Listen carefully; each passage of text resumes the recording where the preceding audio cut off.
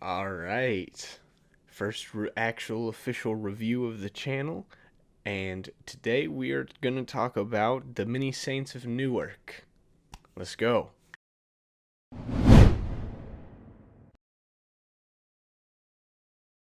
The Many Saints of Newark is a movie that is based off of the show The Sopranos. It is a prequel to the TV series, as I talked about it in the latest episode of my podcast, The Cinema Lounge. It would be remiss of me not to make something on this movie. The Sopranos is my second favorite TV show of all time. I was very excited for this movie.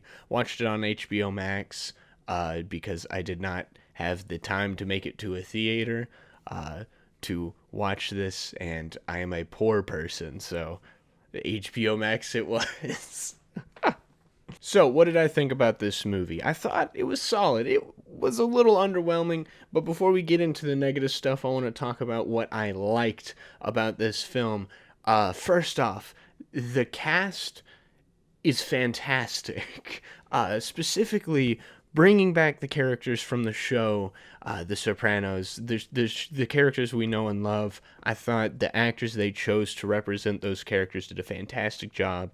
Specifically, Vera Farmiga represents Livia Soprano really well and actually gives us a little bit of a more vulnerable side to her, a more loving side to her, in specific scenes, especially that scene at the school. You get a little bit more layered relationship between her and Tony Soprano, who is played by Michael Gandolfini, James Gandolfini's real life son, and he perfectly imitates his dad as Tony Soprano.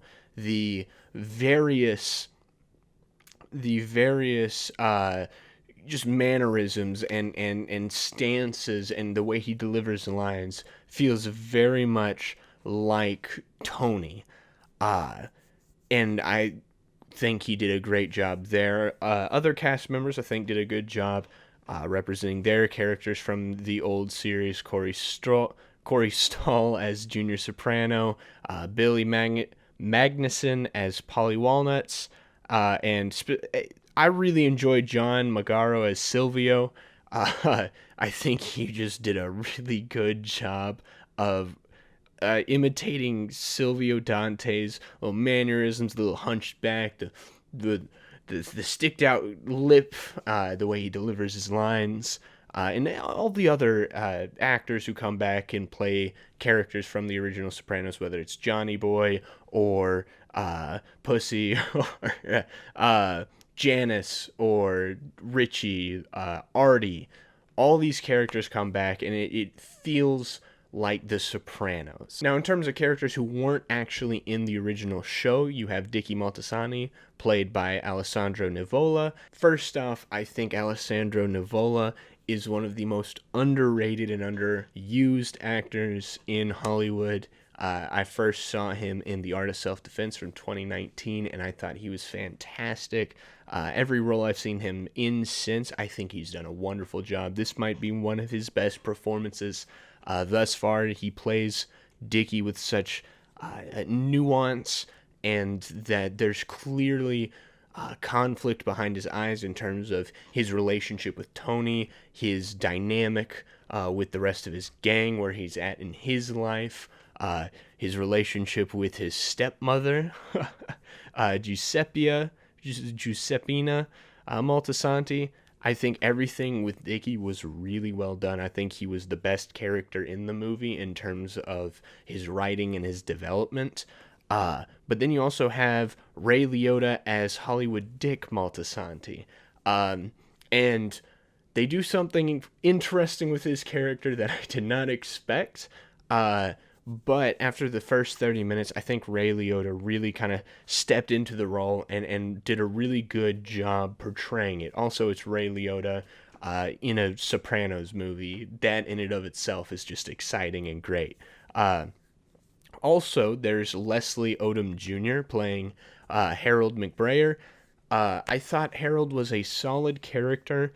However, and we're going to, I guess, ease into some of the negatives because as Harold was a solid character, they didn't use him as much as they should.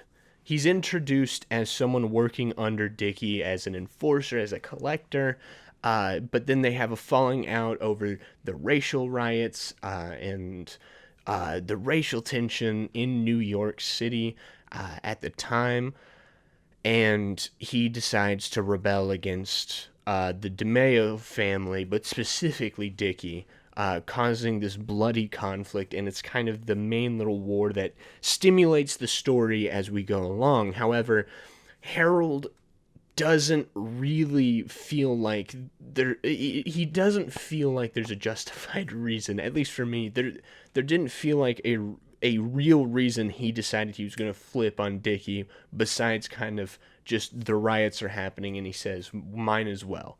I wish there was a bit more nuance in terms of his decision, and once we got into the movie, the last 45 minutes, he kind of disappears uh, for a large stint. And once the movie ends, he seems to be in a better place.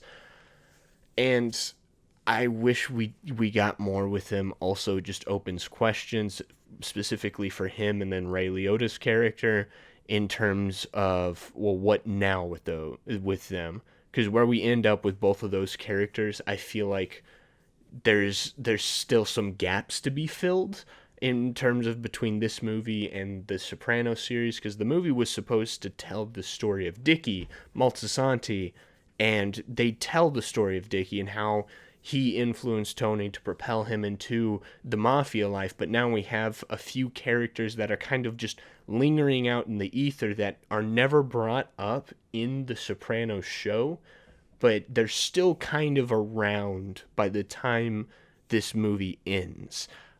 So it raises some questions as to what happened to those characters. Are they trying to sequel bait us? Personally, I don't think there needs to be a sequel, because really the only necessary story here was Dickie, but now we have these lingering characters that between now and the Sopranos show, they never are, something happens to them, but to where they're never brought up again.